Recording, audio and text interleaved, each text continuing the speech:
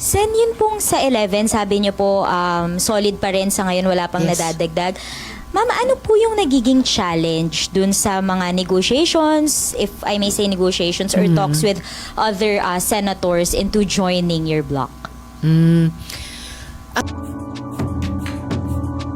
Siguro ang best na pagbubuo ng bagong majority, if ever, ay on the basis ng common values, common interests na maganang loob ng pagpasok ng lahat dun sa isang majority, isang bagong majority kung sakali. So sa ngayon, basta ang given ay solid kaming 11 sa minority. And ma'am, do you also share yun pong sentiment ng other colleagues? I think si Senator Ping, nabanggit po niya na it is Senator Win Gatchalian or nothing for the SB 11, Solid 11. Sorry, silent ko lang ito. Well, kung maging Senate President si Senator Sherwin, that would be good for the Senate. Magka-batch kami, so isang dekada ko na siyang nakakatrabaho at saka naobserbahan. Napakaseryosong legislator. Tuwing magsususpend, nagsistay siya sa floor, hindi siya kaagad papasok sa lounge. Pag naririnig nyo silang may kausap yung staff tungkol sa trabaho. And isa siya na pinahalagahan talaga yung dignidad at yung reputasyon ng Senado. Can you also confirm, ma'am, na yung pong grupo ninyo, yung 11, si Senator Win po talaga yung pinupush na SP? I hear several names kahit sa publiko, and ang attitude namin sa minority ay kung sino sa amin, I'm proud na may napatunayan na dating kakayahan bilang mga dating Senate President at meron talagang malakas na potensyal na magsilbi din sa ganung tungkulin. At kung tatanungin niyo ako tungkol kay Senator Sherwin, kung maging siya, magiging mabuting Senate President siya. Sorry ma'am, last on my end. Ma'am, gaano po ba ka-importante for you na magkaroon ng leadership change considering also na malapit nang mag-adjourn yung session? Mag-break po ulit yung session. Mapa minority man o mapa majority, basta tuloy yung pagtatrabaho namin sa kasalukuyang majority. Leadership, of course, is always important, lalo na sa isang institusyon tulad ng Senado. Kaya ganyan din yung mga interventions namin on the floor the past 2 weeks. Talagang may pagbibigay halaga sa papel ng liderato. But, whether nasa minority o nasa majority, I've always been part of a collective na isinusulong yung nakikita naming responsibilidad namin sa institusyon at sa ating mga kababayan. Hi ma'am. Ma'am, can you confirm lang, merong ugong-ugong din kasi na si former SP Cheese daw, yung possible na pumalit kay Sen Alan and pwedeng sumama sa inyong group para kayo na yung maging majority. Is Senator Cheese not an option? Can you confirm that, ma'am? And is he not an option? Talagang Senator Win lang po. Narinig ko rin na yung ganyang mga pag-uusap, yung pagbuo ng mga bagong majority man naman ay halos bukas sa kahit sino, no, na sumapi. Basta't may mapag-level of fun na parehong values or interests, parehong interest sa loob ng institusyon. But if you're asking me about Senate presidency, as I mentioned earlier, kung maging si Senator Sherwin yan, magiging mabuti yan para sa Senado. Pero kung Senator Cheese, hindi siya as aligned with the values of the current minority? Hindi kasing napag-uusapan yon. Okay. Ma'am, may I confirm lang din po, yung kay Senator Bato lang, ma'am, yung inyong resolution urging him to surrender after lahat ng legal remedies, na ipasa na po sa Committee on Rules yun, ma'am, di ba? Anong status nun, ma'am? Well, sa pagkaalam ko, nandun pa rin sa Committee on Rules para sa disposition ng Rules Committee sa ilalim ng Majority Leader. So, isa nga ako sa mga pumirma nun, pinangunahan ni Senator Kiko Pangilinan. And yes, ang panawagan dyan ay sumuko siya sa Philippine authorities at mag-seek ng lahat ng legal remedy sa ilalim ng Philippine Constitution, laws and rules. At ganun pa rin ang aking panawagan sa kanya para dapat maresolba ng legal at mapayapa ang sitwasyong ito kasi sobra ng maraming na-damage na institusyon at yung buong bansa pa nga sa ganitong sitwasyon. Sen, kamusta na po kayo? Hindi. Nakangiti po. But seriously, kinamusta niyo po ba or have you had the chance to speak with Senator Pia? Kasi we all know kaibigan naman po kayo ni Sen Pia at maraming issues previously na magkasama kayong dalawa.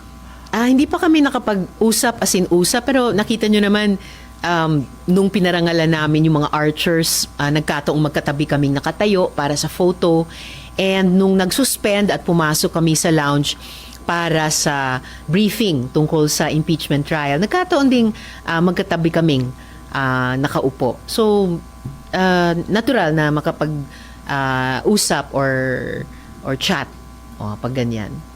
Ma'am, do you share the sentiments of many na eto na yung, kasi nabanggit din to ni Senator Ping over the weekend that this is the lowest of lows of at least recent history ng Senate as an institution. Sinabi ko rin yon pagkatapos ng mga pangyayari nung nakaraang linggo at yung 2 weeks ago, pati sa privilege speech ko na this is really the lowest na inabot ng Senado.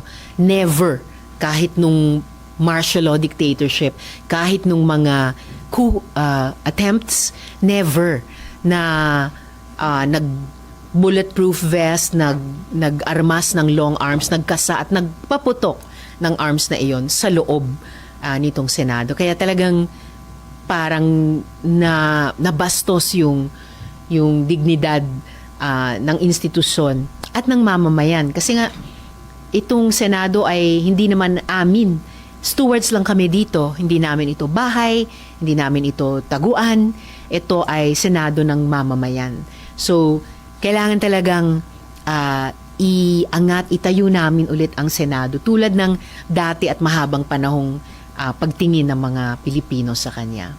And paano po matutulungan na ibangon yung dignidad at respeto ng taong bayan sa Senado kung magpupush po ulit ng another leadership revamp, another leadership change sa Senado? Kung manatili man ang kasalukuyang liderato, kung mapalitan man ang kasalukuyang liderato, tingin ko hindi yan contradictory kung sakali sa paggawa ng tungkulin ng Senado. Dahil alinmang liderato, yung kasalukuyan, o kung may bago, tulad ng mga nakaraan, pareho ang tungkulin. And yon ay nakaatang sa aming lahat, bawat isang senador, mapa-minority man kami o mapa-majority. Thank you. So ma'am, ano yung nakikita ninyo para nga makabangon yung image ng Senate? Aside dun sa kasi sinabi ni Senator Ping, isa sa nakikita nila para magkaroon ng fresh start, yung magkaroon ng change ng Senate leadership. Pero para sa inyo, the same work pa rin naman kahit magpalit. So anong nakikita nyo? Paano makakabangon? Kasi meron din grupo na nanawagan, magsipag-resign na lang daw yung mga sumira sa imahe ng Senate. So magsimula tayo dun sa ongoing investigation. Kinikilala ko for one yung mga findings so far ng PNP investigation at pinahalagahan ko yung magiging kompletong fact-finding ng Department of Justice prosecutors. Kung magsasagawa rin kami ng sariling investigasyon, pwede namang mag-parallel yun at mag-complement yung mga iba't ibang investigasyon sa isa't isa. Dahil halos pare-pareho namang ebidensya ang titignan. So, at lampas dun sa investigasyong iyan kung saan talagang dapat masagot bukod sa, at kita kasi sa video, sinong unang nagpaputok, bakit nagpaputok, yung tanong na papaano nangyari ang lahat ng ito. At kung may matukoy yung investigasyon or mga investigasyon na mga dapat managot, dapat talagang panagutin sila at walang pagtatakip sa anuman. Ma'am, ano yung pwedeng maging worst scenario sa Senate kung wala kayong magawa para makarecover, mabawi yung magandang imahe ng Senate? Meron pa bang worse doon? Nasa worst situation na nga kami sa ngayon eh. So there should be no way to go but up. Nowhere to go but up. So magwasto kami sa harap, sa mata ng mamamayan. Tumutok ulit sa mga trabahong kinakailangan ngayong nagpapatuloy yung Middle East War, yung oil crisis at paghihirap ng ating mga kababayan sa gitna nun. Tuloy yung aming mga trabaho bilang mga senador. Yung nabanggit ko kanina, kasama na yung impeachment trial. Kailangan ma-earn namin ulit ang tiwala, buong tiwala ng ating mga kababayan. At you're confident na magagawa niyo yun, ma'am? Mabalik yung tiwala ng publiko. Fully intending ang minority na mag-ambag para maibalik ang tiwala ng mamamayan sa ating Senado. So ma'am, this afternoon, wala pang kasiguruhan kung magkakaroon ng pagbabago sa Senate leadership as of this time. Magkakaroon lang ng kasiguruhan kapag sigurado na yung mga pwersang kikilos. So, but as of now, at least I can assure you, solid ang 11, seryoso sa trabaho namin, and 100% committed na mag-contribute kami para ayusin ang nasirang reputasyon ng Senado. So ma'am, isa lang ang kailangan nyo. Meron na kayong simple majority. So pwede na kayong magkaroon ng control sa Labing leadership. isa kami. So, So, kung may kung isang- mathematics ng simple majority, 13 yon. Like, the mere fact na wala daw Senator Bato, parang kung 12, kung makakuha ng isa, pwede na daw yung simple majority. Baka pagdebatihin yan. Kasi may rules sa Senado eh. Sa ngayon, dalawa ang kailangan. And so far, wala pa nag-express ng intention to join the minority. May ilang may intentions, pero sa ngayon, ang solid ay yung 11 sa minority. Wala pang solid na level of na bagong bilang. Ma'am, may nag-express po ng intention from the majority na sumali po sa inyo? May mga pag-uusap, yung tinatanyong mga ugong na mga pag-uusap. So, kung may pag-uusap pero ang 100% fact ay sa minority, 11 pa rin kami. Pero ma'am, kung sakali man napag-uusapan na po ba sa minority na isulong na amyendahan yung rules? Kasi since 23 na lang, kung hindi talaga dadalo si Senator Bato or kasi may warrant of arrest siya, sinusulong po ba sa minority na amyendahan na yung rules sa quorum, tsaka yung sa... Wala pang ganong pag-uusap. But speaking of pag-amyenda sa rules, kapag biniring up sa floor yung pag-amyenda sa rules para payagan na bumoto online, tututulan ko ng matindi.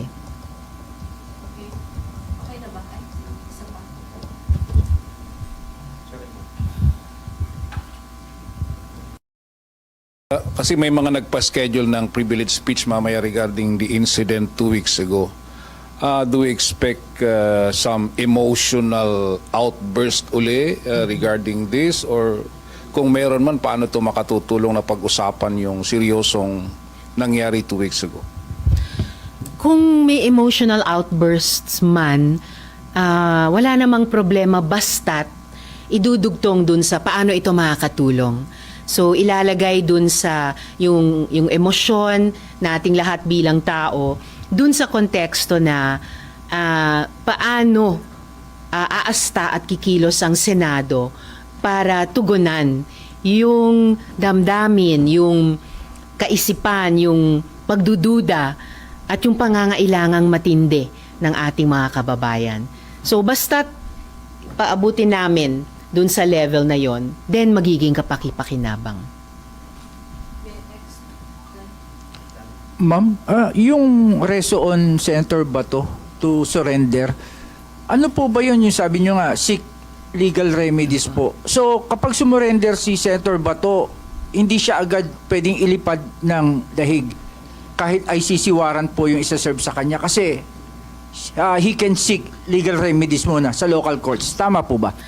May nagsasabi na sa ilalim ng Rome Statute na operational sa Pilipinas hanggang 2019 at sa ilalim din ng mga batas ng Pilipinas, pati yung ilan sa mga pinakabagong batas, na may interpretasyon na pwede nang magdesisyon ang gobyerno na ilipat siya dun sa ICC. Pero dahil merong judiciary dito na minsan o 2 beses na niyang hiningian ng TRO, ibig sabihin may mga legal remedies pa dito sa Philippine Judiciary. So, meaning depende po sa gobyerno kung ibibigay siya agad pag sumurrender siya o nahuli siya sa dahig. Depende sa gobyerno at depende rin sa kanyang mga legal moves vis-a-vis yung Philippine courts. Thank you, ma'am. Ma'am, si General Aplasca nakita namin last week. Kanina nakita rin namin siya. Sa caucus ba natatalakay ba? Ano na ba talaga status niya? Suspended na ba siya o dito pa rin siya? Hindi namin siya napag-uusapan. Well, I don't know about the majority caucus. Kailangan sila ang tanungin nyo. Pero hindi namin siya napag-uusapan sa minority. Pero sa pagkaalam ko, suspended nga siya ng Office of the Ombudsman para sa 6 na buwan. Gayunpaman, inaasahan ko na magiging available siya para sa anumang investigasyon dahil naging active participant din po siya sa mga kaganapan ng gabing iyon. Ma'am, sa ibang topic, kay Sen. Robin, may move ba sa minority na isa lang din siya sa ethics complaint dahil dun sa ginawa po niya, dun sa pagsasakay kay Sen. Bato, paalis po ng Senado? Wala kaming napag-uusapang ganyan. Hindi ko alam kung may mamamayan na magrereklamo ng ganon sa Committee on Ethics. Sorry.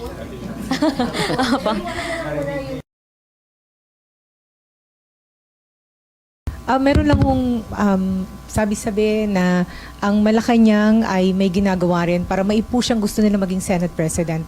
May nalalaman po ba kayo tungkol dito? Or meron nga ho bang ganun na nanghihimasok ang Malacanang sa pagpili ng Senate President? Well, at different times sa kasaysayan, minsan nagpapahayag ang Malacanang sa kagustuhan sana nila o iba. Pero the Senate has always decided for itself. And the Senate will decide for itself. So ngayon ma'am, wala kayong naririnig na ganun? Oo, walang ganon. At the Senate, most of all, the Senate ang magdidesisyon para sa Senado. And then ma'am, follow through lang po about General Aplasca. Kasi ma'am, suspended po siya ng ombudsman ng 6 months para hindi ma-influence yung investigasyon. Pero palagi po siyang nandito. Hindi ba kayo bothered o concerned po ba yon para sa inyo? Hindi pa ako concerned tungkol doon. Basta ang inaasahan ko sa lahat na maaring tanungin sa mga investigasyon, kahit kaming mga senador, ay ipresenta ang sarili at mag-cooperate sa investigasyon. Para ang isang bagay na dapat sana ang linaw-linaw sa publiko pero naging napakalabo at kinailangan pang investigahan, ay once and for all maging klaro at sa basis nun maiayos. Pero possible po ba ninyong erase yun? Kasi nandito po siya everyday, kahit nga po suspended. And yung suspension po kasi is para hindi niya ma-impluwensyahan yung investigasyon. Sabi naman po niya kanina, nandito siya to visit the troops kasi kinungsa lang daw po niya. Well, dahil sinabi niyo sa akin, hindi ko alam yan before this morning, pag-iisipan ko po. Salamat sa impormasyon. Ma'am, on the part of the senators, may dapat bang managot dun po sa nababanggit po ninyo na pagkawala ng tiwala ng publiko sa Senado? And paano po yung ganong accountability measure? Of course, in principle, collectively, lahat po kami ay dapat managot. Kasi hindi naman iisang senador ang buong Senado. Lahat kami ang Senado. So kung paano kami dapat managot, kailangan gawin namin ang lahat at huwag hadlangan na magkaroon ng kompleto at maayos na investigasyon na sasabihin, ire-report sa publiko lahat ng findings para hindi na maging malabo yung mga pangyayari pero malinaw na malinaw. And on the basis ng findings na yon ay bigyang daan namin at sundin yung applicable sa amin na mga rekomendasyon ng pagwawasto, anuman iyon. Doon sa accountability, doon sa barilan ko noong May 13, should SP Cayetano be held accountable? Kasi possible ba na si Aplasca lang ang nag-decide on his own na ganun yung gagawin niya or could he have consulted with his division of music? Hindi ko alam yung facts na yon. So wala akong kumbaga personal knowledge kung may kinalaman si SP Alan Peter dun sa pamamaril. That should be cleared sa investigation o clear sa investigation sino or sino-sino ang may kinalaman sa pamamaril. But of course, bilang Senate President at bilang yung mga nasa liderato, there's a collective responsibility involved there. And in the end, gaya ng nasabi ko kanina, kami pong lahat din, kahit yung wala sa liderato, ay kailangang managot at kailangang magtrabaho para ibalik yung tiwala ng mamamayan. In terms of sanctions, ma'am, kasi di ba meron pong mga filing of ethics complaints. I remember si SP Cayetano before nabanggit po niya na possible yung ethics complaint doon sa alleged pagharang kay Senator Bato dito sa pagpasok sa Senado, I think 2 weeks ago. So when it comes to that, magagamit po ba yung ganong route yung pong pag-file ng ethics complaint against a senator for them to be held accountable dun po sa mga nangyaring gulo? Well, aside from any investigation, pati ng external bodies, yung ethics complaint ay isa sa pinakamalakas na paraan na disiplinahin kami. Pati yung mga parusang pwedeng ipataw sa amin kung mag-prosper yung ethics complaint. Pero as for yung sinabi din pala ni SP Alan Peter na may humarang kay Senator De La Rosa para makapasok, I don't know kung sinong tinutukoy niya. Kahit sa video na ipinalabas, malino naman walang humahad lang. Dahil nauuna siya paakyat at walang nasa unahan niya at humaharang. Ma'am. Salamat.